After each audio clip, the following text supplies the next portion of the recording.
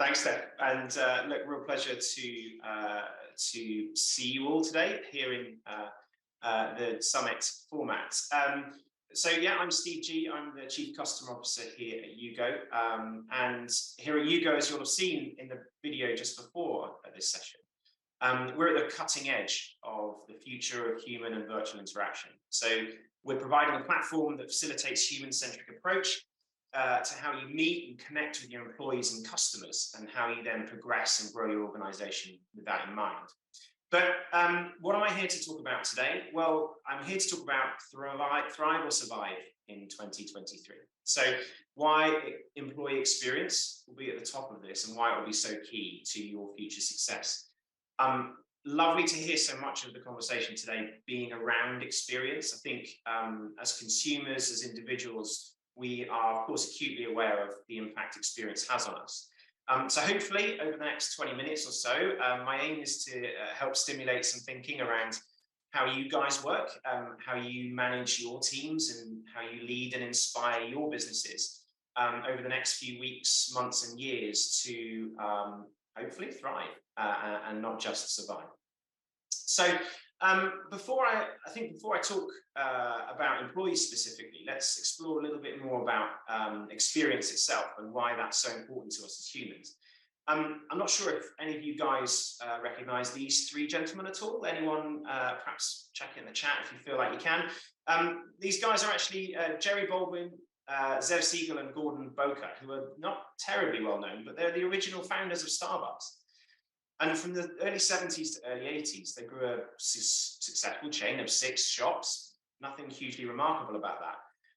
And those shops sold beans and coffee making equipment. Their focus was on quality, and great beans, of course, make great coffee. Brilliant. Nothing wrong with that in terms of their approach. But of course, the real secret came with Starbucks. And for those of you who don't know, in the early 80s, when they were sold to, of course, Howard Schultz, who we all now know as the super leader behind the Starbucks brand. I mean, actually, it was after a holiday that he took to Italy, where he was sold a cup of coffee by an Italian barista in a lovely little coffee shop.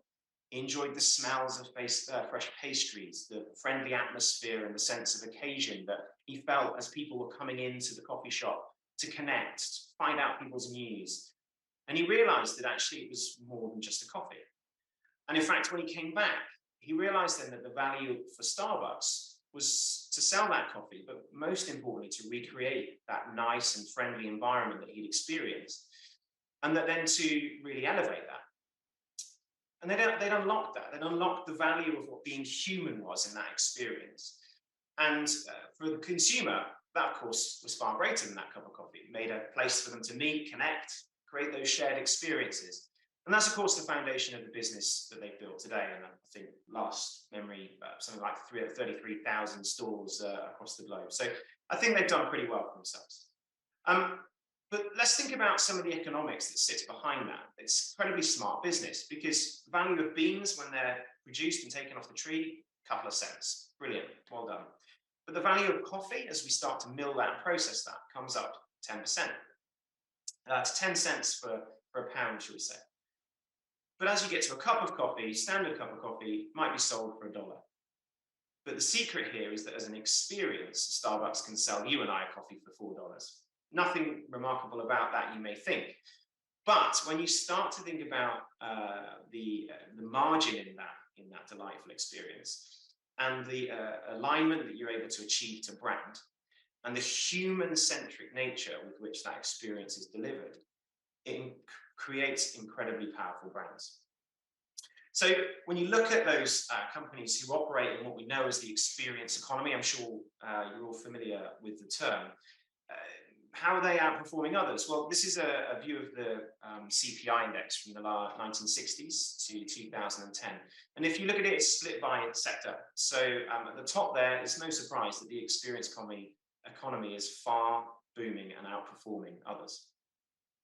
And we all know some of the big proponents of this experience economy. We've talked about them for the last couple of days. In fact, some of you are here with us. Creating those incredible customer experiences has become the day-to-day for all retailers. The likes of Uber, Netflix, that we all talk about. But even as early as the 60s, Disney had identified this opportunity about delighting consumers and building experiences that can become profitable and delightful. So consistent in those companies is how they understand and how they interact in that emotion, and how they build purpose, and how the messaging and interaction has a really clear success in their brand. That's uncovering what makes us all human, and that makes these brand experiences that we love and like, and then makes them become loyal, and we become loyal to them. So, as you've heard over the last day or so, we're all spending our time looking to translate these market-leading experiences. How do we do that in our own businesses? How do we excite or delight our customers? What's the next thing to develop bricks and mortar stores? In fact, Tom was just talking then literally about how can we elevate that experience, or even online, how can we do that through our e-commerce channels? It's a huge battleground, one that we know really, really well. And it's always going to be an ongoing challenge for us. But while that's great and it's super important, I'd argue that there's a more important focus that now sits for retailers, and in fact for businesses as a whole. And so customer experience can no longer be the most important focus. And so what we've experienced over the last couple of years has been a fundamental shift. If we think about the pandemic, that's brought challenges to all industries, as we all know. Retail sector, I think here in the UK, we lost about 8,500 stores from our high streets. Huge impacts that the pandemic had on our businesses. And overnight, as organisations, we all had to pivot to remote work and our increased focus on online retail, of course, but managing and communicating with our businesses in this hybrid world was a big focus.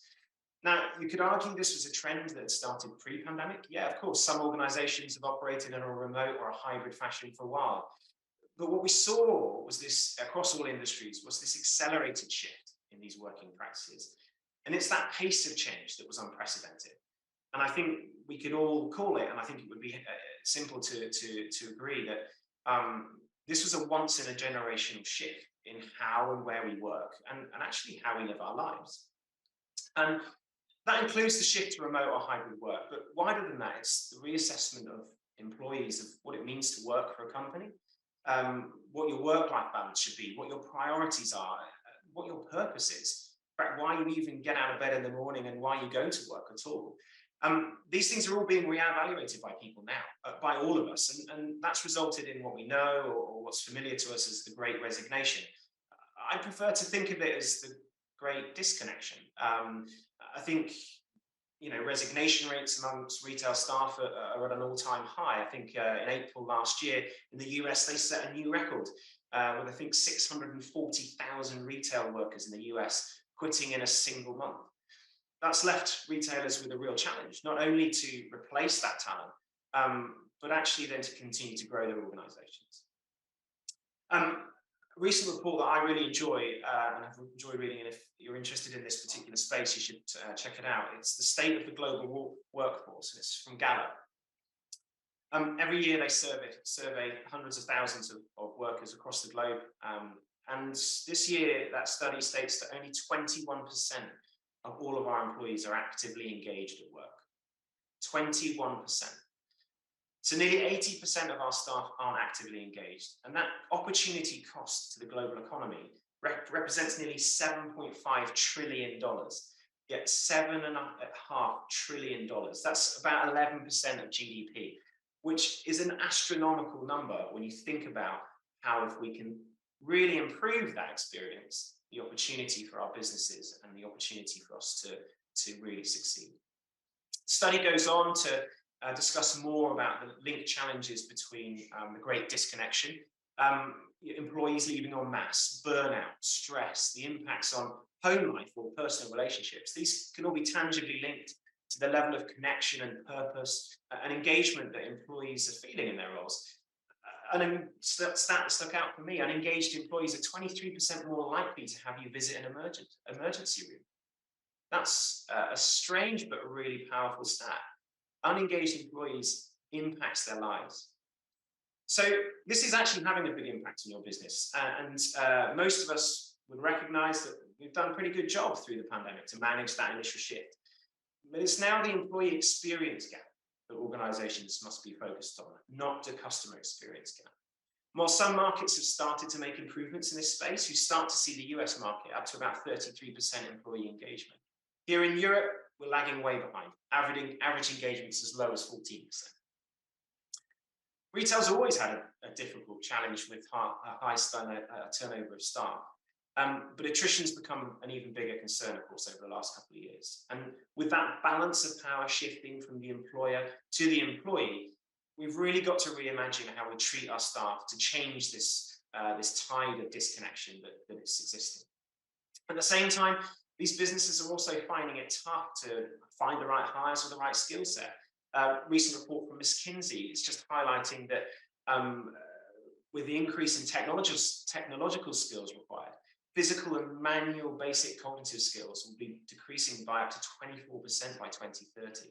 The vast majority of stores in retail, that provides a real challenge to us. Makes the recruiting process even tougher.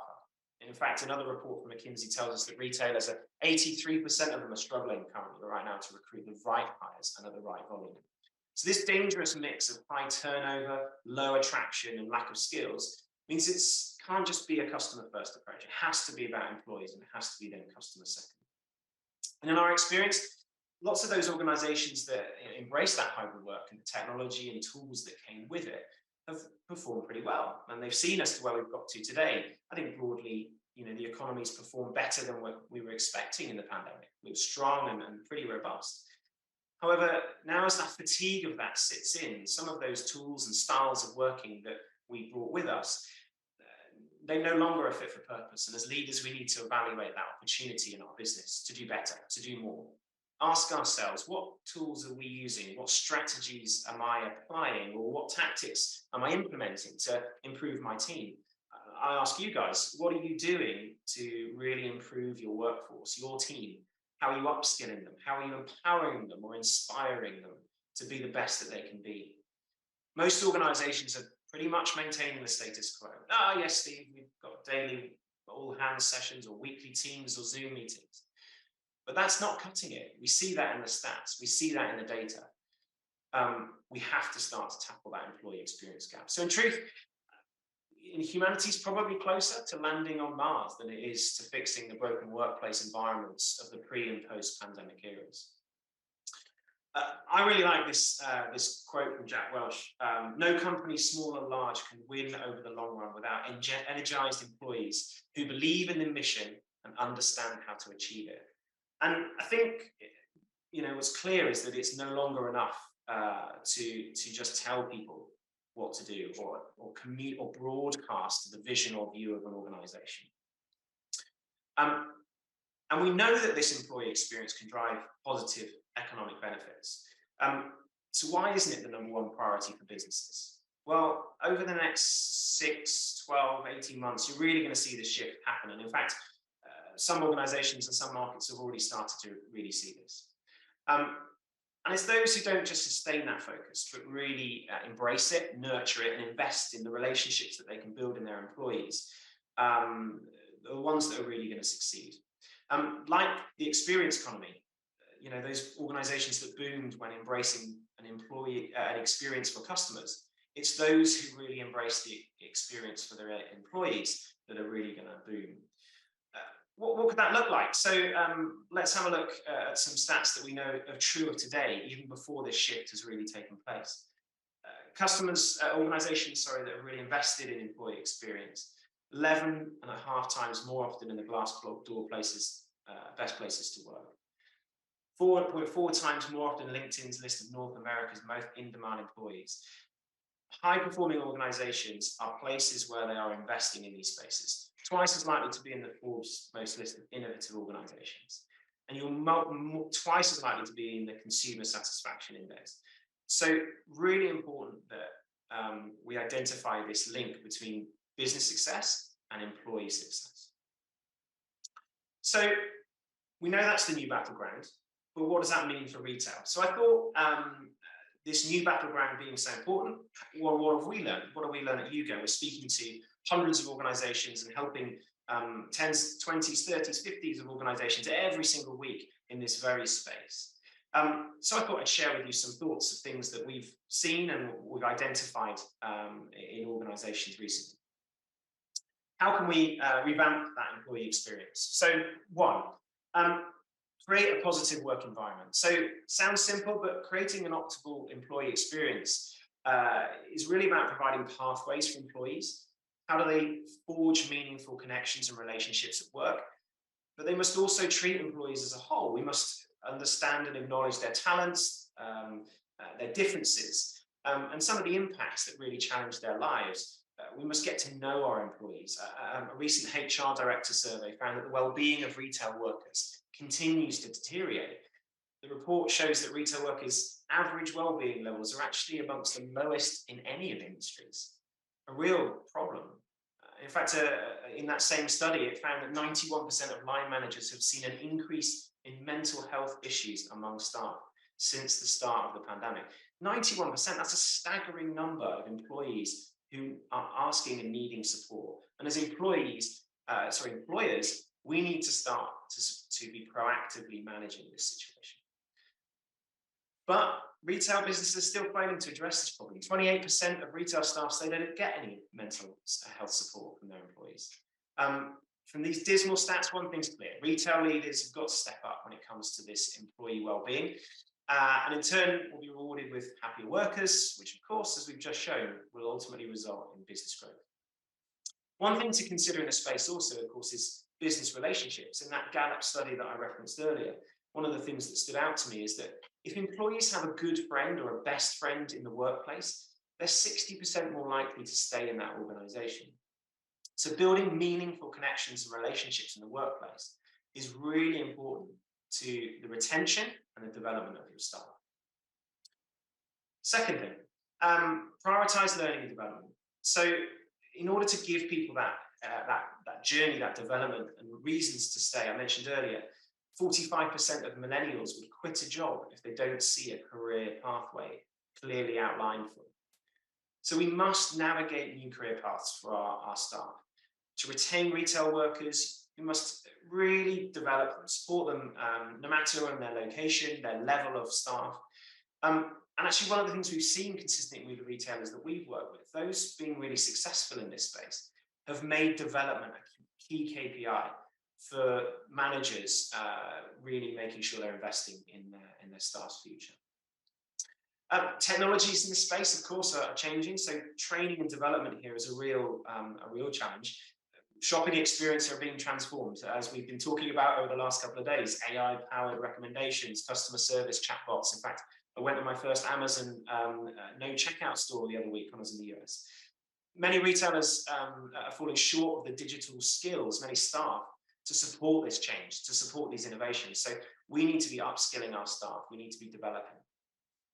McKinsey's recent study, 9 out of 10 executives say that their frontline teams suffer in a digital skills gap. World Economic Forum appreciates and anticipates that 54% of retailers will require significant upskilling in 2022. That's a huge challenge in itself, let alone thinking about how that impacts on the experience of your employees and their well-being. So closing their gap on training, development skills, and doing so in an encouraging, immersive, and an interactive way is really, really key. Next, building and maintaining a thriving culture. Employees really care about purpose today, like more than ever before. We need to establish that and prioritize and communicate their values to our staff in a really clear way that respects them, but also empowers them to bring those to life, no matter where they are and where they work, whether that's in a store or whether that's at home in a hybrid environment. And I suppose that goes hand in hand with the ability to be able to listen and talk to your workforce. Retailers are really going to show their employees that they value them, that they value their opinions, that they respect their time, and most importantly, trust them, not to just do their work, but actually to be more flexible in lots of different ways. I'm sure you've seen this week, the Microsoft team came out saying 87% of employees think they're more productive working remotely, but only 20% of managers agree. There's a gap here. How can we close that? And to do that, you have to have better communication. We see some retailers allowing work from anywhere or various locations, or different flexible time scales, allowing different people from walks of life different diverse groups to come and work. Really, really important. But the communication that sits with that is key in order to making that land. Regular, consistent mechanisms to listen and interact, getting feedback in forums, not just broadcasting. Isn't the same as creating connections. And in fact, an NACS study only in 21 found that 29% of direction sent from HQ to stores is executed correctly. Because frontline workers don't have the tools, they need to be successful in understanding and then implementing that direction. They need to be able to interact. So really important that we're creating that environment to listen and engage.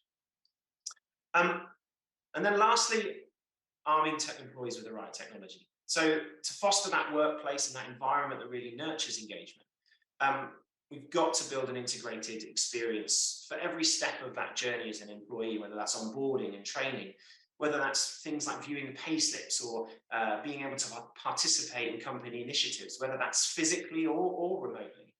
And the ability to be able to cater for those environments, whether you're in store or whether you're located anywhere across the world. And for us, we know that technology is unlocking this challenge, but it's a big challenge. 60% of managers agree that they don't have the right technology. So it's on all of us to start to close that gap. But this technology gap is directly linked also to profit. 6% increase in profits related to people who invested in the tech-enabled workforce and tech-enabled functions.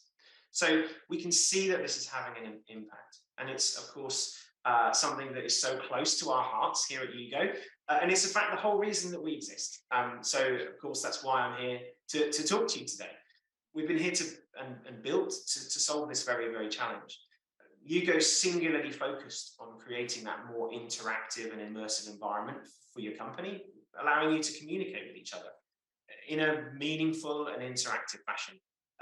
It's our shameless plug, but we're here at Jugo because we've built that complete meeting and events platform to enable us to close that gap between your employees and you guys as employers, or you as managers and teams. We know humans are designed to communicate. We know that workforces are designed to collaborate. And business, of course, we want to win. And so here we want to partner with you, and hopefully we look forward to talking to you all about how we can help to provide that experience ecosystem for that future of hybrid world. We're the first to leverage 3D technology. I know there's a session coming up tomorrow on Metaverse. We have some really exciting work that we're doing in this space, leveraging things like the Unreal Engine, which I think Andrea, who was a gamer in the session before, will know about. But this human interaction that we're building in a virtual sense is powering the growth of organizations like IBM, MasterCard, and Allianz already. And I hope that over the course of this session, I've encouraged you or perhaps given some thoughts to how we might, as leaders, ensure that our teams embrace this experience change and focus on that employee experience. Because as businesses, we can build a strategy that ensures you can win and capitalize on the opportunity. It pays to have thriving workers. Of that, hopefully, we're all in agreement. Business units with engaged workers have 23% higher profits compared with those business units with less engaged or unhappy workers.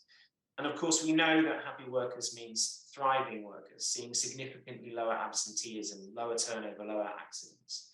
They see higher customer loyalty, of course, in return. So the point is engagement, connection, collaboration, and well-being. Work isn't at odds with anyone's agenda, and doing those things well is actually for the success of everyone. So the big winners in the future, in our opinion, here at Jugo, will be those who end up delighting their employees and then their customers in new ways. So I hope that's been a useful 29 minutes. Thank you, Steph. Perhaps we can, in the essence of what we're talking about, open up for some questions. Yeah, absolutely. Thank you so much, Steve. Well, we indeed do have our audience up here. So do get your questions in. We don't have a huge amount of time, but I'm happy to take a couple of quick ones if you do have some. But I'll get the ball rolling. Yeah, Steve, really interesting. Thank you so much. And I've really tried to absorb all of that in.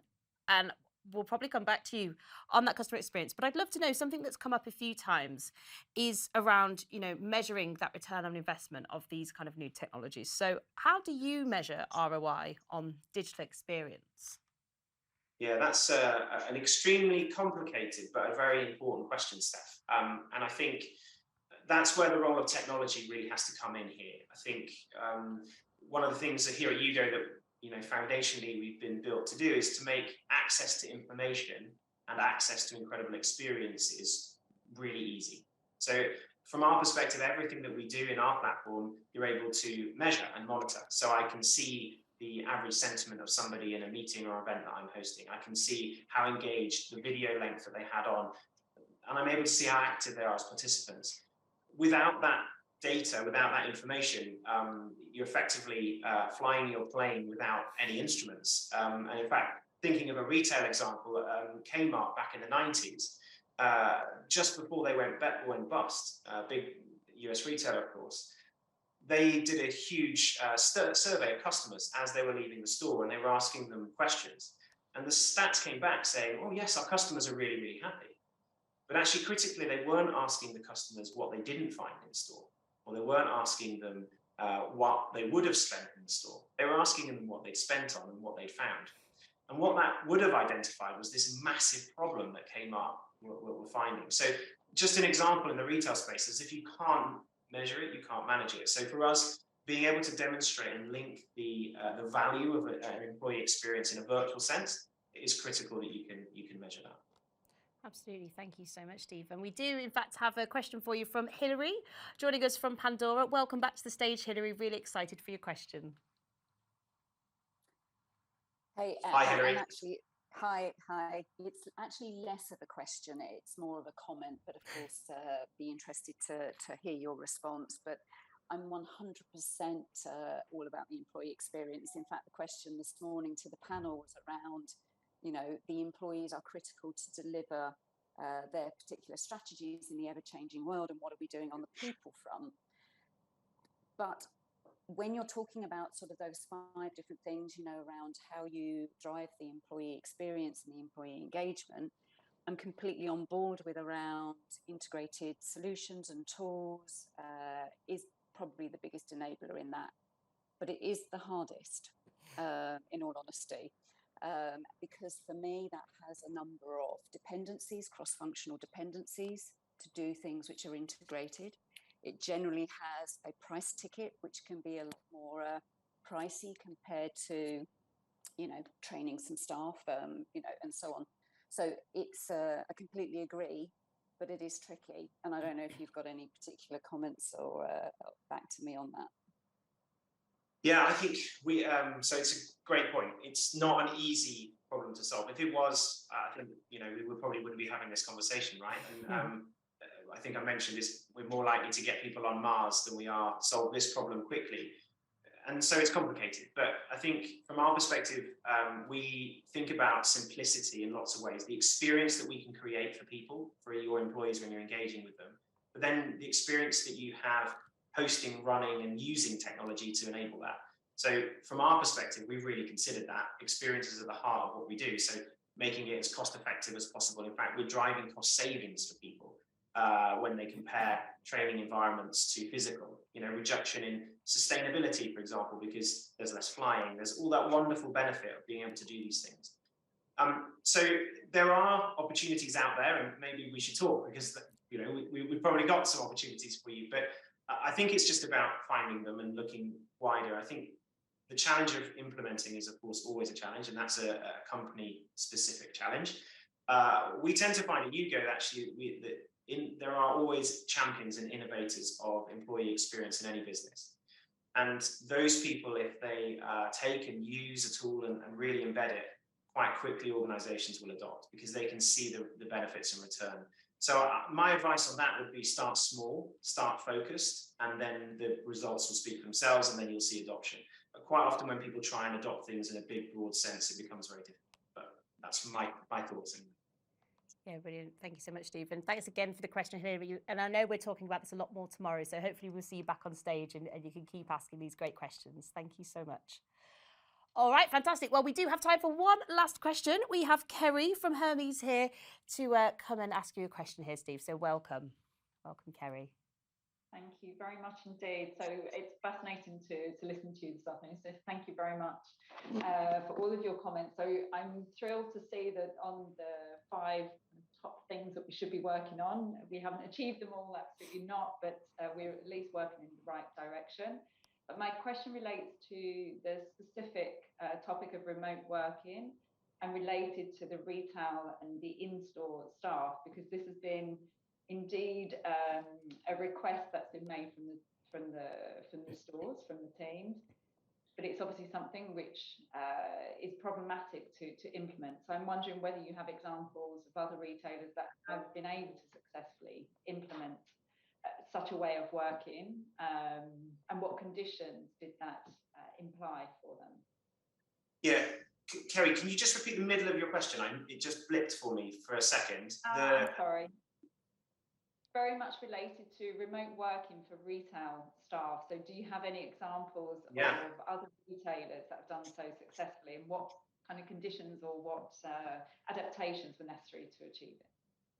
Yeah, I think it's an area that's different in every organization, but I think we work with lots of different retailers in this space, and I think what you tend to find is that they all have different working patterns: time in office, time out of office, different locations.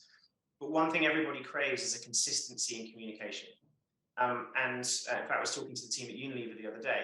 One of the things that's become acutely aware for them and a global presence is that when you're physically together and you have people remotely joining, that becomes very difficult. You have this disconnect, if you like, between the people who are in the room and people who are virtually connected. So one of the things that at Jugo we work very, very heavily with our clients on is creating that consistency in experience. So whether you're in office or whether you're remotely working, this elevated experience that we're able to provide means everybody's on that level playing field. That means communication is equal, open, and even between people. And that then opens up forums. People feel comfortable to be able to interact. And at that point, you then are able to break those silos a little bit more. But I'd love to talk to you a little bit more about some of the work that we're doing there, because it's quite a complex issue, as I'm sure you're working through. And but some good examples we can probably share with you. But what I would say is, in essence, it's partly about technology and providing a tool that can be really interactive, no more just talking or broadcasting. And secondly, it's about the cadence of that communication and the purpose of those communications, making sure that it's meaningful. Yeah, brilliant. Thank you so much. Yeah, like you say, Steve, a really challenging question and subject, which I'm sure is why you asked Kerry. But again, we've got loads more chat about this tomorrow, so we'll hopefully see you both there to keep the conversation going.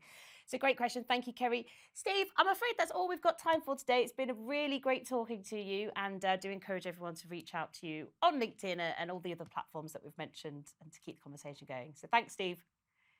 Thanks, Steph, and thanks, everybody. It's been a pleasure. So look forward to speaking with you all soon.